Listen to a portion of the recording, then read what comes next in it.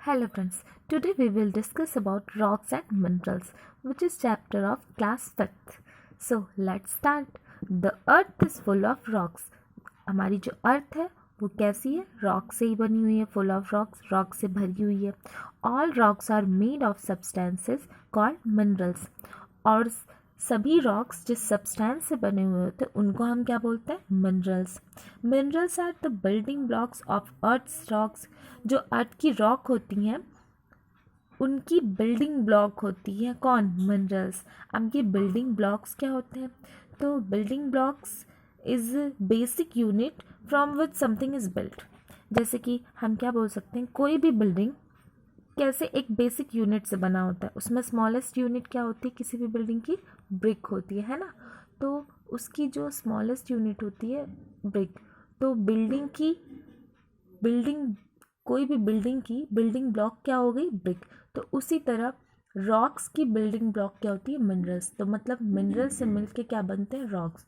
ठीक. The rocks are different due to presence of different minerals in different proportions. और ये rock क्या होते हैं? डिफरेंट टाइप के होते हैं.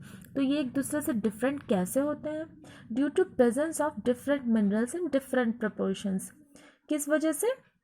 डिफरेंट टाइप के मिनरल्स के डिफरेंट प्रपोर्शन यानी अलग अलग मात्रा में प्रेजेंट होने की वजह से ये रॉक्स एक दूसरे से डिफरेंट होते हैं. ठीक.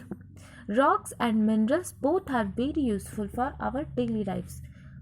रॉक्स एंड मिनरल्स ये दोनों ही हमारी डेली लाइफ में बहुत ही ज़्यादा यूजफुल है ना. फिर आगे देखते हैं rocks. The outer layers of the earth is called crust. Earth की जो आउटर मोस्ट लेयर होती है उसको हम क्या बोलते हैं? Crust. Most of the earth's crust is made of solid rocks. Earth crust का ज़्यादातर पार्ट किसका बना हुआ है? सॉलिड रॉक्स का बना हुआ है. Rocks are made up of chemical substances called minerals. और ये रॉक्स जिससे बने हुए होते हैं किससे? केमिकल सब्सटेंसेस, जिसको हम क्या बोलते हैं? मिनरल्स. तो रॉक्स कुछ केमिकल सब्सटेंसेस से बने होते हैं जिनको हम क्या बोलते हैं? मिनरल्स. अब ये केमिकल सब्सटेंसेस क्या होते हैं? तो केमिकल सब्सटेंसेस वो होते हैं जो हमें केमिकल रिएक्शंस देते हैं. अब केमिकल रिएक्शंस जैसे कि मान लीजिए हमारा आयरन. आयरन क्या है? वो भी एक मिनरल ही है. ठीक है. तो अगर हम उसे क्या बोलते हैं, ऐसे इन्वायरमेंट में खुला छोड़ देते हैं, खुला रख देते हैं कुछ टाइम के लिए, तो क्या होता है?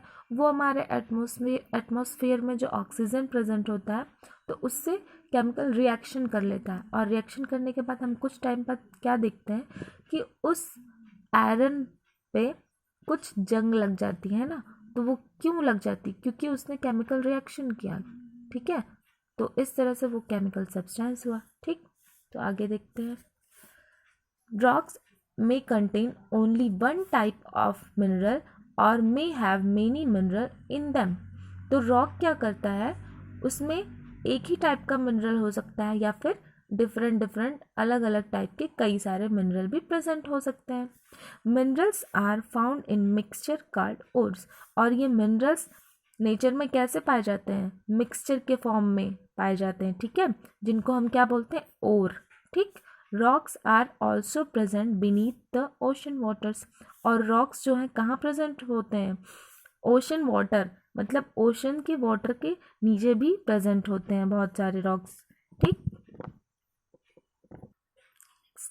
Kinds of rocks.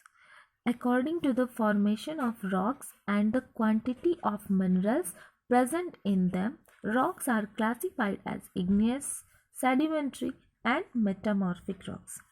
तो रॉक्स की फॉर्मेशन के अकॉर्डिंग और उन रॉक्स में जो मिनरल्स की क्वांटिटी है प्रेजेंट है उसके अकॉर्डिंग रॉक्स को क्लासिफाइड किया गया है. किस किस पार्ट में? इग्नियस रॉक में, सेडिमेंट्री रॉक में एंड मेटामॉर्फिक रॉक में. तो इन 3 टाइप के रॉक्स में इनको क्लासिफाइड किया गया है. तो सबसे पहला है इग्नियस रॉक. तो हम देखते हैं इग्नियस रॉक्स क्या होते हैं. Most of the earth is covered with igneous rocks. हमारी अर्थ ज़्यादातर किससे कवर्ड है? इग्नियस रॉक से. मतलब अर्थ पे ज़्यादातर इग्नियस रॉक्स ही पाए जाते हैं. ठीक. They are formed by cooling and hardening of molten rocks. ये कैसे फॉर्म होते हैं? Cooling and hardening of molten rocks. Molten rocks मतलब जो पिघले हुए रॉक्स होते हैं ना, उनके ठंडे होने के बाद और उनके हार्डनिंग मतलब कठोर होने के बाद, जो पिघले हुए रॉक्स हैं उनके कठोर होने के बाद और ठंडे होने के बाद ये क्या बनते हैं, इग्नियस रॉक्स बनते हैं। मैग्मा और मॉल्टन rocks in the innermost layer of the earth is pushed upward by the other rocks। तो क्या होता है, हमने पढ़ा होगा प्रीवियस चैप्टर में वॉल्केनो, उसमें क्या होता था, मैग्मा, जब वॉल्केनो इरप्ट होता था तो उनमें से क्या बाहर आता था, मैग्मा लावा के फॉर्म में बाहर आता था। तो यही मैग्मा लावा जब बाहर आती है तो वो क्या होती है, कूल डाउन हो जाती है, ठंडी हो जाती है। तो वो ठंडी होके किसका फॉर्म ले लेती है, रॉक का। तो इस तरह से जो रॉक फॉर्म होती है उसको हम क्या बोलते हैं, इग्नियस रॉक। ओके,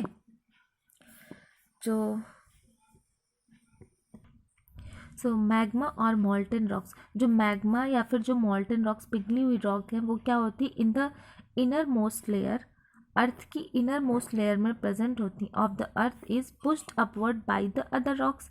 तो अर्थ की इनर मोस्ट लेयर में प्रेजेंट होती हैं, तो वो जब पुश्ड अप मतलब जब दूसरी रॉक के थ्रू पुश होती हैं तो क्या होती हैं, where it reach the earth surface, जब पुश होने के बाद जब ये अर्थ की सरफेस पे पहुंचती है तो it flows out through the cracks and it is called lava.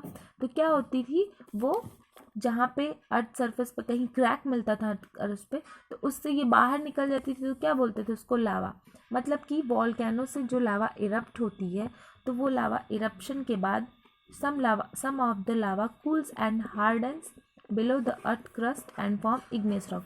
तो लावा जो वॉल्केनो इरप्शन के बाद जो लावा, जो मैग्मा, मॉल्टन रॉक्स जो बाहर आती हैं, ठीक है,